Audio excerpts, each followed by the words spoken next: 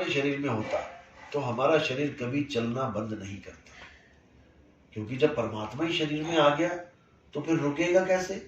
जब जनरेटर ही लग गया अंदर तो ये खत्म कैसे होगा शरीर? अभी कैसे चल रहा है?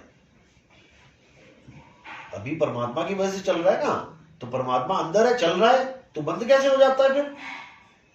आपको बाहर निकाल दिया जाता है शरीर से। कैसे निकलते हो? 9 दरवाजों से। 9 दरवाजे प्रकट कीते 10वां गुप्तर खाया। 9 दरवाजे ये हैं, 1 2 3 4 5 6 7 8 9। इन 9 दरवाजों में से आपको खींच के निकाला जाता है। तो परमात्मा रह गया अंदर और तुम आ गए बाहर, तो मिलन कैसे हुआ?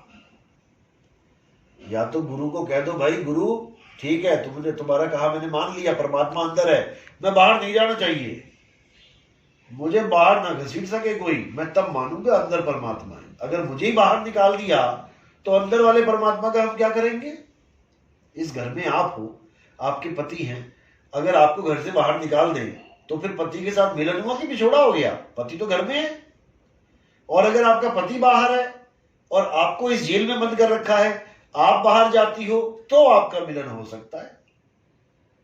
समझे? इसी प्रकार हम हैं जूनी, यानी जून में फंस गए। परमात्मा है अजूनी, यानी वो कभी जून में नहीं आता। क्या बोला बाबा नानक ने? एको सतनाम कर्ता पुरुष, निरपौ निर्वैर अकाल मूरत अजूनी। वो कभी शरीर में नहीं आता। शरीर ही तो काल का जाल है। तो फिर ये राम कृष्ण ये क्या होता है? ये तो जैसे आप आए हो अपना काम करने, वैसे ही उनको भेजा जाता है कि तुम भी अपना काम करो। वो आते हैं धर्म की स्थापना करने। जब ज्यादा पाप बढ़ जाता है ना तो सफाया करने आते हैं। तो वो तो पिंजरे के अंदर आ गए। बिल्कुल पिंजरे के अंदर है, बिल्कुल पिंजरे के अंदर है, तभी तो भक्ति कर रहे हैं वो लोग। वो तो पिंजरे में आते ही नहीं है। क्यों नहीं आते भाई?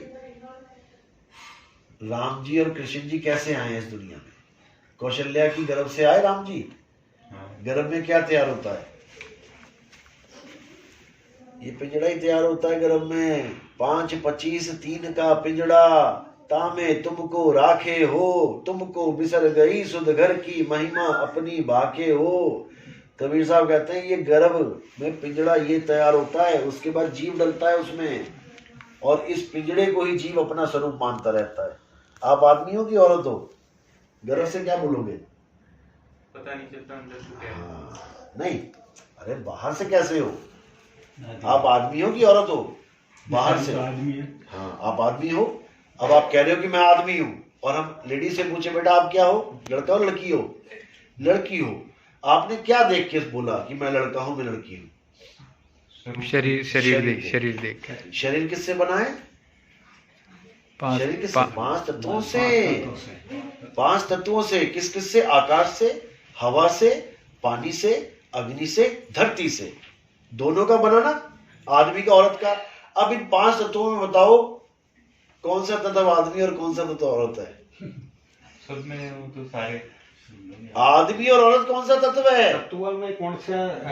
आग आदमी औरत है, या हवा आदमी औरत है, या मिट्टी हवा आदमी औरत है, या अग्नि आदमी औरत है? सभी सब है। कोई सा भी नहीं है। कोई भी नहीं है। ये पानी पड़ा है, ये आदमी है कि औरत है?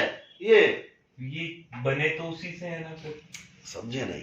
ये बेस बता रहा हूं मैं, बेस। जैसे ये मकान बना है, बेस क्या है? ईंट। ये दीवार आपको इतनी ऊंची दिख रही है, दीवार है कि ईंट है? ईंट है। ईंट को एक के ऊपर एक रख दिया, दीवार बन गई। ईंटों को गोल गोल कर दो, खंबा बन गया। दीवार और खंबा is secondary face. Primary face क्या है? ईंट। इसी प्रकार आदमी और औरत इज सेकेंडरी फेस। प्राइमरी क्या है? 5 तत्व। 5 तत्व आदमी और औरत नहीं है, तो 5 तत्व को मिलाकर जो मूर्ति बना दी वो आदमी औरत कैसे हो गया? ये हमने मान लिया, हमें समझा दिया गया कि ऐसा स्ट्रक्चर बन जाए तो खंबा है, ऐसा बन जाए तो दीवार है, जबकि दोनों ईंट हैं। खंबे को लात मार दो, सीमेंट ना लगा हो, ईंटों का खंबा, क्या गिरेगी नीचे? ईंटें। और दीवार को लात मार दो, बिना सीमेंट की दीवार हो, क्या गिरेंगी? ईंट है। अब कहां गया खंबा, कहां गई ईंट? समझे? आया समझ में?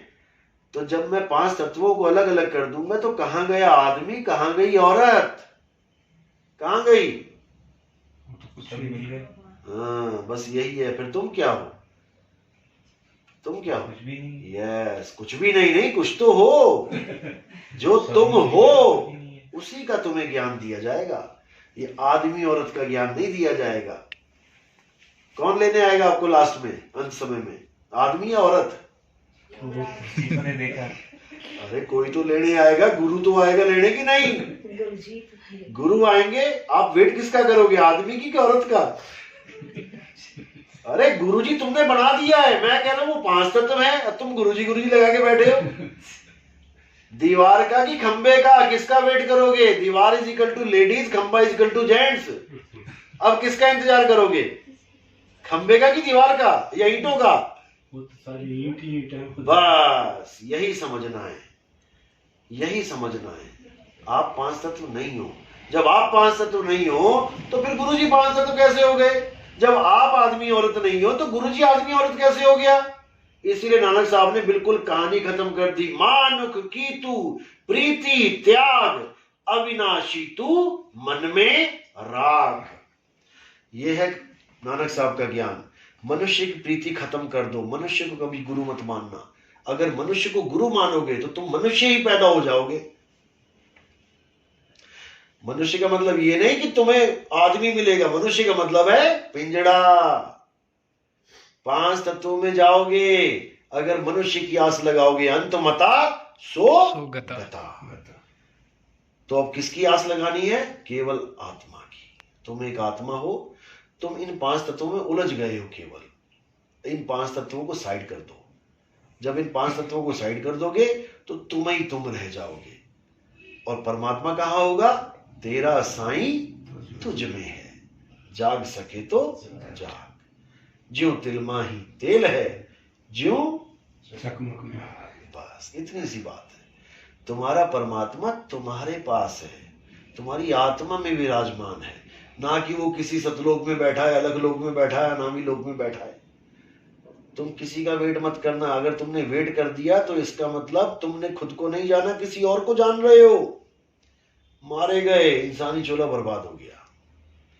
इसलिए बोला जो कुंडल, जो नाभि के बारे में बोला ना, कस्तूरी कुंडल बसे मृग ढूंढे बन माही, ऐसे रमता राम है कि दुनिया जाने नहीं। वो रमता राम तुम्हारी आत्मा में रमण कर रहा है, वो किसी बाबा जी में रमण नहीं कर रहा है कि तुम बाबा जी लगा के बैठे हो। Baba ji is just a structure of cells. ये कोशिकाएं हैं, सेल्स हैं। ये हमारे हाथ पैर ऑर्गन्स है, किससे बने हैं? सेल से। सेल किससे बनाए? एटम से। एटम किससे बनाए? मॉलिक्यूल से। मॉलिक्यूल किससे बनाए? कौन सा small particle? Electron, proton, neutron, quark, इन चारों से मिलके बनाए। तो तुम जो शक्लें देख रहे हो वो इलेक्ट्रॉन, प्रोटॉन, न्यूट्रॉन, क्वार्क हैं। तुम इलेक्ट्रॉन प्रोटॉन का इंतजार कर रहे हो कि कब आएगा मुझे लेने। मारे गए सारे। करना क्या है? हे अर्जुन, अपनी आत्मा में स्थित हो जाना है, अपनी आत्मा को जानना है। तुम्हारी आत्मा के अलावा इस दुनिया में कोई सत्य नहीं है। आत्मा को ना कोई अग्नि जला सकती है, ना वायु सुखा सकती है, ना जल भिगो सकता है, ना ही कोई इसका नाश कर सकता है। और तुम किसको भगवान माने बैठे हो? जिसको आग भी लग जाए, शरीर को, जिसको पानी भी सड़ा दे, जिसको हवा भी सुखा दे, तुम उसको भगवान मान बैठ गए। आत्मा का ज्ञान चाहिए। आत्म ज्ञान बिना नर भटके, कभी काबा कभी काशी, जल में मीन प्यासी, मुहे देखत आवे हंसी। सारी उम्र पढ़ते रहे और उस आत्मा के ज्ञान को जाना नहीं, और उठा के 5 नाम जपने लग गए। पता नहीं किसके नाम है, पता भी नहीं है किसके नाम है। बस बाबा जी पे भरोसा किया, चल मेरे भाई, चाहे कोई भी नाम दे देते, जपने लग गए। कौन है ये ज्योत निरंजन? कौन है ओंकार? कौन है रारंकार? कभी सुना कोई रारंकार भगवान नाम इस दुनिया में? रारंकार नाम का भगवान सुना कोई? लेकिन बाबा जी ने दे दिया, बाबा जी ने दे दिया, मैंने ले लिया। सोहन कौन है? कभी सुना आज तक सोहम भगवान कौन है? रविदास जी की मूर्ति पे लिखा होता है सोहम। सोहम आप स्वयं हो, जो तू सो हम। हे मालिक, जो तू है वही मैं हूं, तुझ में मुझ में कोई अंतर नहीं है, क्योंकि आत्मा और परमात्मा एक है, एक है। जब तुम्हारा परमात्मा तुम में है तो आत्मा और परमात्मा दो कैसे हुए? एक है। बस उस एक परमात्मा को जानो, यानी अपनी आत्मा को जानो। अपनी आत्मा को जान लिया, अब किसी को जानने की जरूरत नहीं है। तुम्हारी आंखें हैं इसलिए गुरुजी कर रहे हो, तुम्हारी आंखें ना हो तो नाम भी ना मिले ब्यास में, जाके पूछ लो। अभी जाओगे ना, कोई भी सेवादार हो, उससे बोलना मेरा एक रिश्तेदार है जी, अंधा है, वो बाबा जी की शरण में जाना चाहता है, क्या नाम मिलेगा? अभी पता लग जाएगा तुम्हें। अरे बाबा जी जब सारी दुनिया के कर्म उठा सकते हैं तो उस अंधे कर्म क्यों नहीं उठा सकते? ये बहाना बोला जाता है वहां पे कि नहीं, उनके कर्म बड़े भारी हैं अंधों के। अरे भारी कर्म है तो गुरु नहीं उठाएगा और कौन उठाएगा? वैसे तुम सारी दुनिया के कर्म उठा रहे हो, जिसको सच में जरूरत है कर्म उठवाने की, उसके उठा नहीं रहे हो। वहां पर ये लोग फेल इसलिए हो जाते हैं क्योंकि ये शरीर को गुरु मान के ध्यान करवाते हैं। बाबा जी का ध्यान करो, जैसे पोज में बाबा जी ने आपको नाम दिया वैसे उनके शरीर को ध्याओ, शक्ल को ध्याओ। लेकिन अंधा नहीं ध्या पाएगा। अंधा कहेगा भैया अंधेरा है सामने, कौन सा गुरु कैसा है, दाढ़ी वाला है, बिना दाढ़ी का है, मोटा है, पतला है, क्या करूं मैं? तो अंधे को रिजेक्ट मार देते हैं, जबकि सूरदास की ही किताबें पढ़ते हैं। अरे ये शायद जो नाम देते हैं, जो बहरा है, जो गूंगा है, ये नहीं देते उनको नाम। बहरे को तो ये जीवन में कभी ना दे सके। परमात्मा है नहीं। यही तो मैं कह रहा हूँ, क्या बहरा सब्जी नहीं खाता क्या? क्या बहरा मार्केट से गोभी नहीं लाता क्या? सब कुछ लाता है, तो परमात्मा को क्यों नहीं पा सकता?